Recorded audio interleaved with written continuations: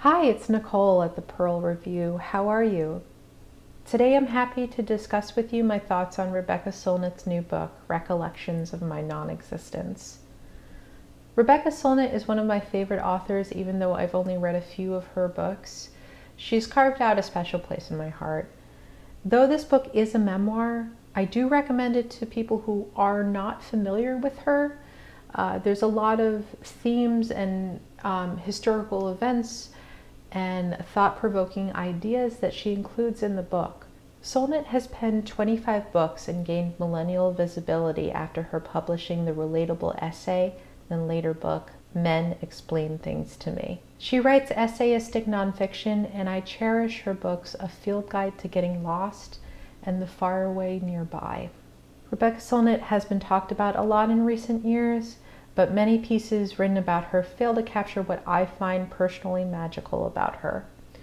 She is intellectually playful and writes beautifully. She is one of the most brilliant people I've read that are living, that are American, that are women. Her essays weave together the personal, the historic, the academic, the philosophical, the political, and I love how it all comes together. She reminds me of my favorite fortune cookie, Fortune. Let the book be a ball of light in your hand. I think there's no greater compliment than that, really. Her works are exuberant and thought-provoking. This new book is similar to her older books, in so much that they are still essayistic, even though it's a memoir.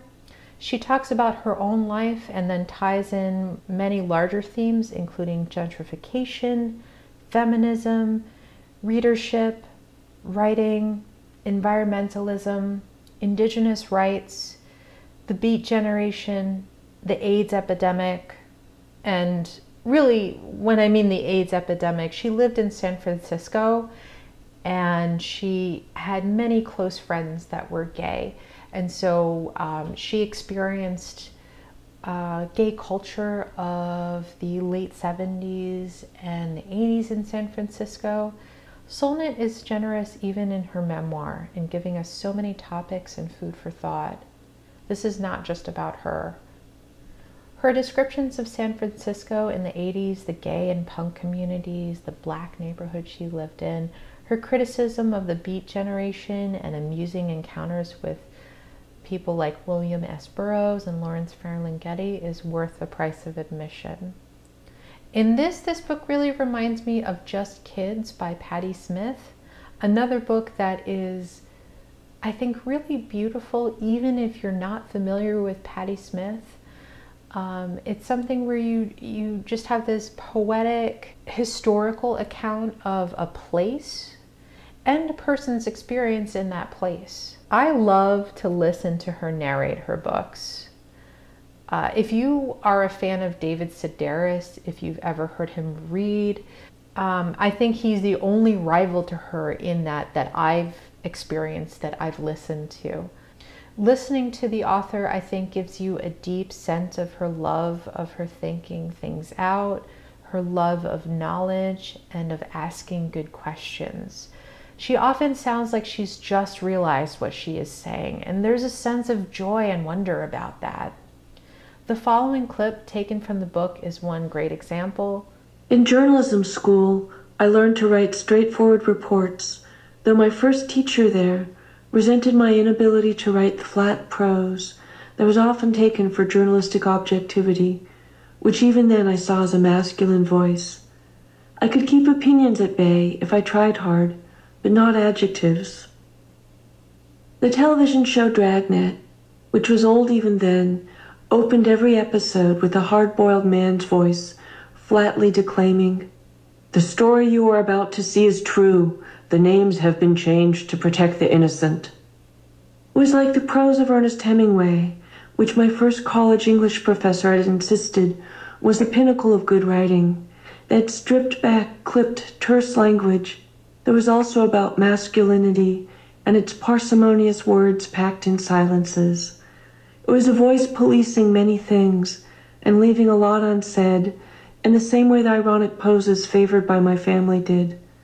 The tone that we were supposed to deploy as journalists sounded to me like that tone, though at least we're allowed to quote people who might be more expressive and emotional. I wanted language that could be simple and clear when the subject required it, but sometimes clarity requires complexity.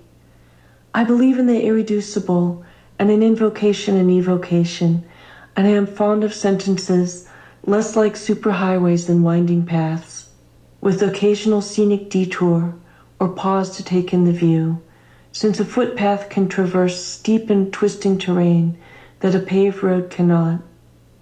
I know that sometimes what gets called digression is pulling in a passenger who fell off the boat.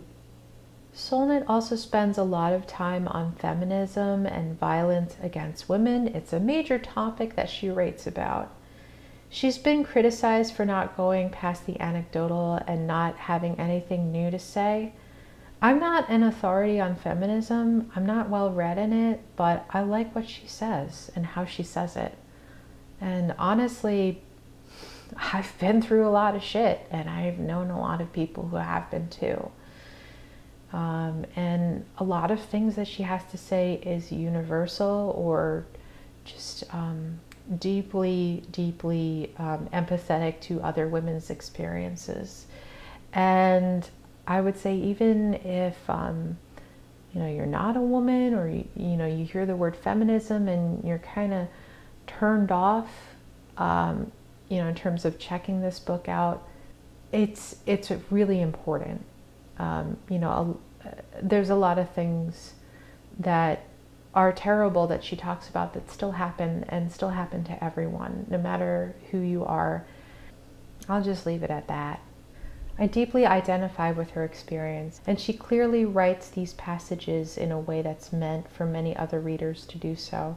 I also think that her passion about the subject and her other activist interests, namely environmental and indigenous rights, is earnest and compelling. So even though I've seen some complaints online about her, I don't know. I think that she is worth listening to, is worth given the time of day, and you use your best judgment.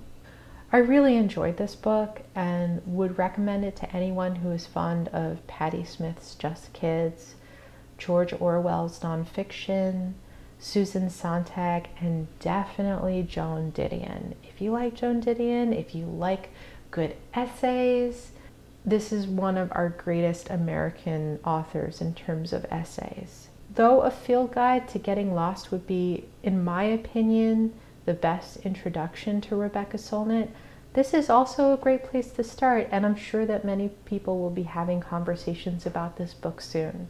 So if you read this book, if you love Rebecca Solnit, if you hate her, any thoughts about it in general, please feel free to comment, and thank you so much for listening. Take care.